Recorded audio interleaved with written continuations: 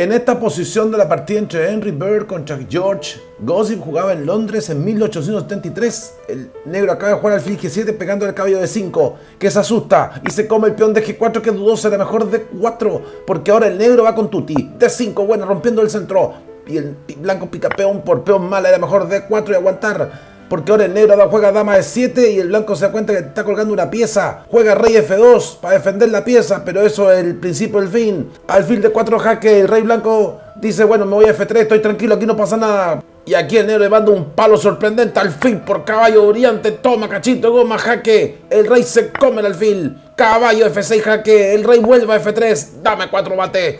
Ataque fulminante de Gossip, maravilloso.